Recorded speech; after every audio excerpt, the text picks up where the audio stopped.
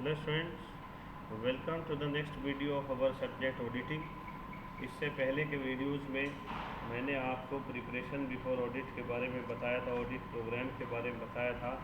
आज हम इसी प्रिपरेशन बिफोर ऑडिट के कुछ एडवांटेज, ऑडिट प्रोग्राम के कुछ एडवांटेज और डिसएडवांटेज के बारे में बताएंगे।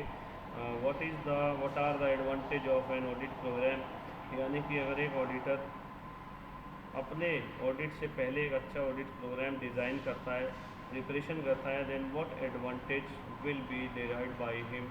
सबसे पहला advantage he will get that audit program is prepared to locate exactly the responsibility of every clerk in the auditor's staff.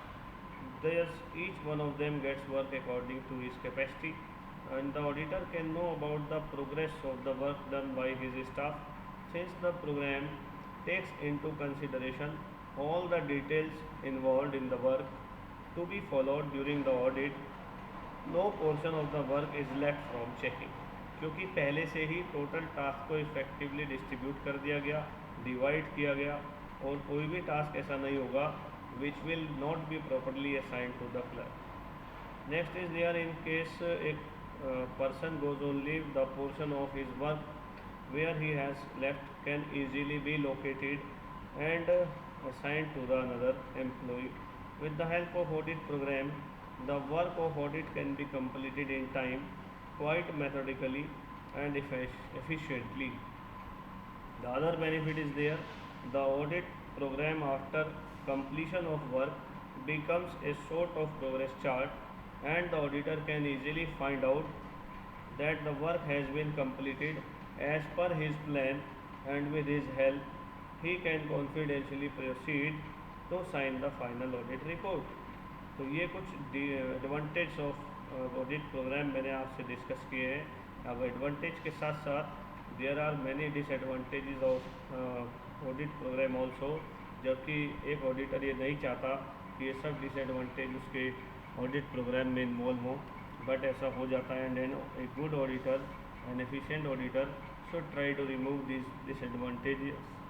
So first one is there a written audit program leaves no scope for creativity on the part of the staff carrying the audit, with the result that audit work more often became mechanical in nature. Next is there, as the requirements of every company, हर एक company की requirement different है, as the requirement of every company वारी, a different audit program is needed for different companies, and a uniform audit program may not suit all the company. जैसा कि हमने अपने last video में पढ़ा था कि एक ऑडिट प्रोग्राम डिपेंड करता है पर्टिकुलर केस टू केस। बिल्कुल यही बात अब मैं रिपीट कर रहा हूँ कि एक audit program that is needed in for different companies, there is no a similar, a uniform audit program is available that will suit to the requirement of all the company.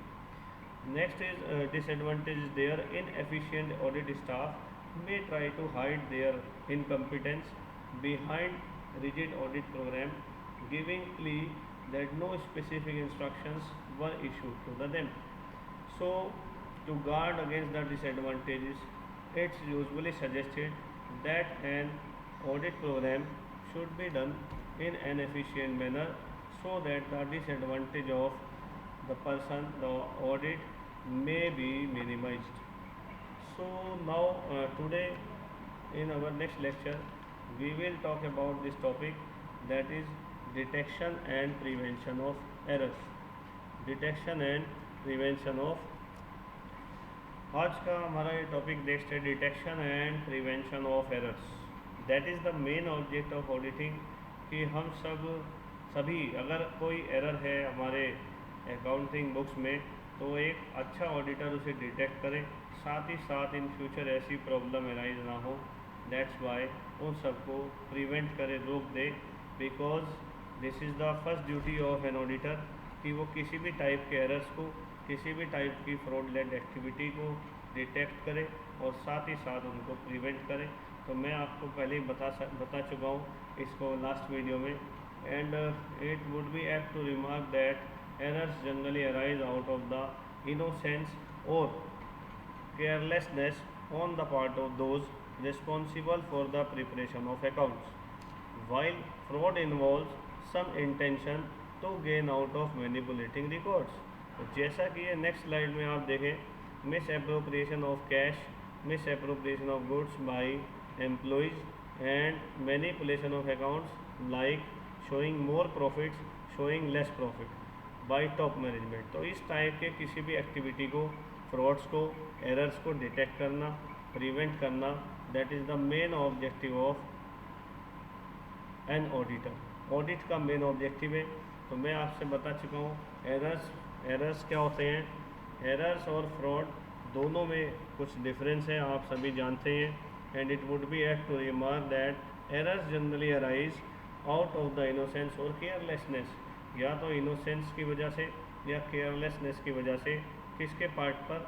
On the part of those who are responsible for the preparation of accounts, while frauds involve some intention to gain out of manipulating records।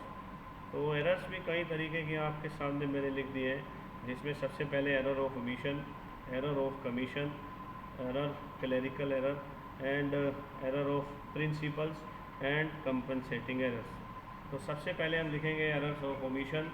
मैंने बहुत short में आपके सामने picture draw की है। Errors of omission, commission, clerical error, error of principle and compensating error.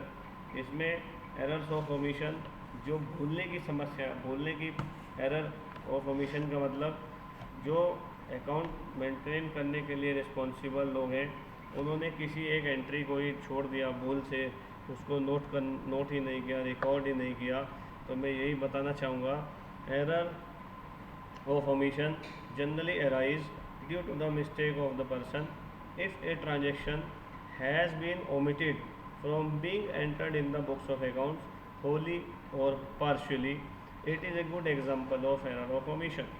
अगर कोई transaction accounts की बुक में रिकॉर्ड ही नहीं हो पाई, चाहे वो पूरे तरीके से या पार्शियली, कुछ कम, वो क्या कहलाएगी?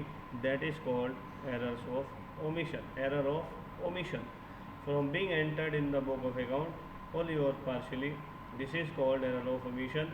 There are many items like purchase, sales, production which ought to have been recorded in the books of accounts, but due to oversight of or carelessness they have been wholly omitted from being recorded।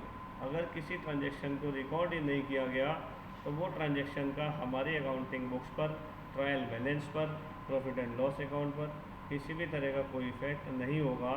This is called an error of omission.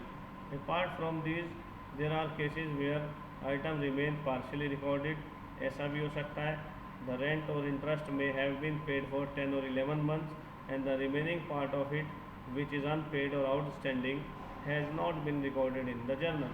तो इस type की कोई भी error, जैसा मैंने example भी दिया है आपकी स्क्रीन पर, transaction is to be left out to register partially entry of one transaction.